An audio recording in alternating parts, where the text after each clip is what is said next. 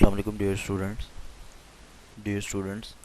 आज का जो हमारा टॉपिक है ये केमिकल एस्पेक्ट्स हमने देखने। सो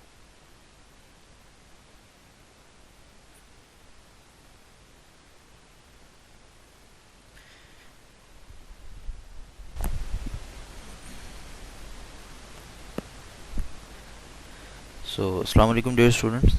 आज का जो हमारा टॉपिक है ये हमने केमिकल एस्पेक्ट्स के बारे में जो है वो मालूमात लेनी है। So what are chemical aspects?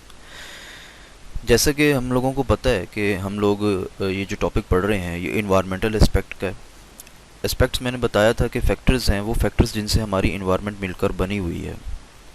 अब इन एस्पेक्ट्स में हमने सबसे पहले फिज़िकल एस्पेक्ट का देखा था। आज जो हम लोग ब्रीफ सा डिस्क्रिप्शन देंगे वो केमिकल एस्पेक्ट के बारे में है। सो केमिकल एस्पेक्ट्स में हम कहते हैं कि chemical attributes includes level of oxygen, nutrients, pH, salinity and other chemicals in the environment. मतलब केमिकल एस्पेक्ट्स में कौन कौन सी चीज़ें आ जाती हैं? लेवल ऑफ ऑक्सीजन आता है कि हमारी इन्वायरमेंट में ऑक्सीजन का लेवल कितना है। न्यूट्रिएंट्स आ जाते हैं, पीएच आ जाता है, पीएच हम कहते हैं पावर ऑफ हाइड्रोजन को। सेलिनिटी आ जाती है, सेलिनिटी मतलब सोडियम लेवल, मतलब कि नमकियात का लेवल। एंड अदर केमिकल्स जो कि हमारी इन्वायरमेंट में मौजूद हैं। Like we can see here कि ये हमारा जो ऑक्सीजन लेवल है हमारी इन्वायरमेंट में 21% जो है वो हमारा ऑक्सीजन लेवल है। इस एस्पेक्ट को हम लोग सेलिनिटी बोलते हैं। मतलब ये वो चीज़ है जिससे ज़मीन के ऊपर नमकियात का लेवल बढ़ता है। और ये जो है ये पावर ऑफ हाइड्रोजन है। पावर ऑफ हाइड्रोजन का जो चार्ट है वो 1 से शुरू होता है और ये 14 तक जाता है।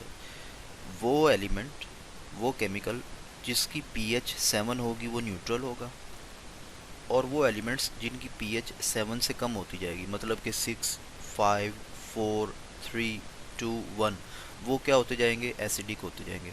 मतलब क्या हुआ कि अगर किसी केमिकल की पीएच 6 है तो वो कम एसिडिक है, 5 है तो वो ज़्यादा एसिडिक है, और अगर 1 है तो वो बहुत एक्सट्रीम एसिडिक है। सिमिलरली 7 से जब हम ऊपर जाते रहेंगे, 8 है, 9 है, 10 है, तो वो केमिकल क्या होता जाएगा? अल्कलाइन होता जाएगा।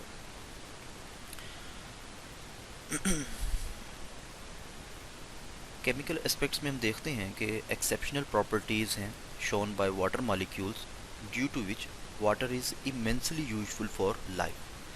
अब क्या है कि जो वाटर मॉलिक्यूल्स हैं वो कुदरती तौर पर, मतलब कि उनमें एक्सेप्शनल प्रॉपर्टीज़ हैं, बहुत एक्सट्रीम प्रॉपर्टीज़ हैं। यही वजह है कि हम सबसे सूटेबल जो लेते हैं अपने आप को कि वो हमारे पीने के पर्पज़ के लिए, हमारे ड्रिंकिंग पर्पसेस के लिए वो पानी है।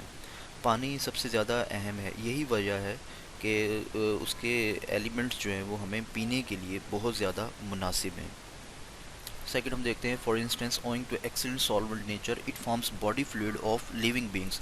चूँकि ये बहुत अच्छा एक्सीलेंट सॉल्वेंट है, ये बहुत सारी चीज़ों को अपने अंदर हल कर लेता है, मैक्सिमम चीज़ों को। यही वजह है कि ये बॉडी फ्लूइड जो है लिविंग बींग्स का, उसका एलिमेंट हमें क्रिएट करके देता है। We can see here this is the water molecule. फिर हम मज़ीद केमिकल एस्पेक्ट्स की आगे प्रॉपर्टीज़ में, केमिकल फैक्टर्स में जाते हैं तो हम देखते हैं कि inter conversion of oxygen and ozone के क्या होता है कि हमारे एटमॉस्फेयर में ऑक्सीजन और ओजोन की इंटर कन्वर्जन होती रहती है, and thereby absorption of ultraviolet rays. जो अल्ट्रा वायलेट रेज हैं जिनको हम इलेक्ट्रोमैग्नेटिक रेडिएशंस भी कहते हैं, जो कि हमारी स्किन के लिए, बॉडी के लिए हार्मफुल होती हैं, ये स्ट्रेटोस्फेयर में मौजूद होती हैं, which otherwise could have been harmful if reach the earth surface. मतलब क्या है कि हमारी ज़मीन के इर्द गिर्द जो एटमॉस्फेयर है उसमें ऑक्सीजन और ओजोन जो हैं उनकी इंटर कन्वर्जन होती है। इंटर कन्वर्जन की वजह से एक ओजोन लेयर बनती है।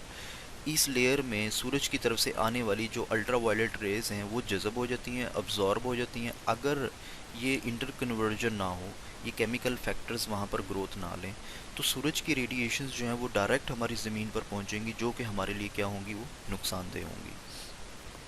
Like this we can see कि यहाँ पर स्ट्रेटोस्फेयर है। स्ट्रेटोस्फीयर में अल्ट्रावायलेट रेडिएशंस आ रही हैं, और जो हार्मफुल रेडिएशंस आ रही हैं आप देख सकते हैं कि इसको क्या किया जा रहा है, इसको ब्लॉक किया जा रहा है, जो कि रेड कलर में है। ऑरेंज कलर वाली जो अल्ट्रावायलेट रेज हैं जो कैटेगरी बी में हैं वो लेस जो है वो हार्मफुल हैं, उसको फ़िल्टर किया जा रहा है, और जो अल्ट्रावायलेट रेडिएशंस हैं ए फॉर्मेट में वो क्या हो रही है, वो फ़िल्टर होकर हमारी ज़मीन तक आ रही हैं।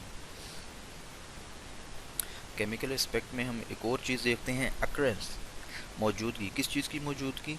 बायोजियोकेमिकल्स की मौजूदगी, बायोजियोकेमिकल साइकिल्स की मौजूदगी, due to which there is always a balance in the concentration of different elements. इसकी एक बायोजियोकेमिकल साइकिल की मौजूदगी की वजह से क्या होता है, एक बैलेंस रहता है, एक तवाज़ुन रहता है। किस चीज़ में तवाज़ुन रहता है? In the concentration of different elements. Concentration मतलब कि उनकी जो लेवल है डिफरेंट एलिमेंट्स का in different parts of the nature, जो कि वो नेचर के डिफरेंट पार्ट्स में मौजूद होते हैं, and which in turn ensures uninterrupted supply of different natural resources and service required for sustaining life। अब क्या होता है कि बैलेंस आता है, बैलेंस आने की वजह से क्या होता है कि हमारी जो सस्टेनिंग लाइफ है, हमारी जो लाइफ है, उसमें एक बिला तातुल हमें जो भी नेचुरल रिसोर्सेज की ज़रूरत होती है, ये उस बायोजियोकेमिकल्स जो हैं वो उस सोर्सेज को क्या करते हैं, यकीनी बनाते हैं हमारे लिए। मिसाल के तौर पर हम कहते हैं कि बायोजियोकेमिकल्स में हमारे पास एक नॉन लिविंग एस्पेक्ट होता है, जिस तरह मिसाल के तौर पर आप लोग ये साइकिल को देख सकते हैं, ये बायोजियोकेमिकल साइकिल है।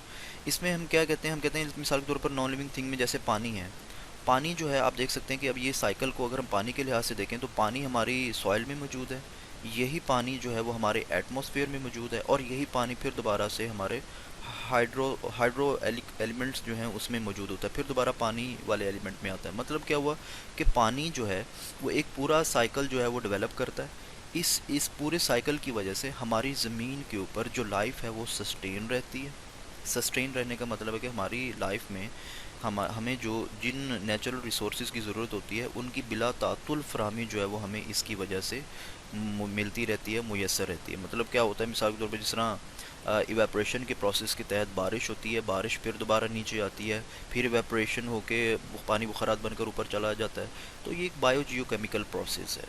So this is all from the chemical aspect, जिसको हम केमिकल फैक्टर्स भी कहते हैं। सेकंड फैक्टर है हमारी इन्वायरमेंट का, जो हमारी इन्वायरमेंट को बना रहे हैं।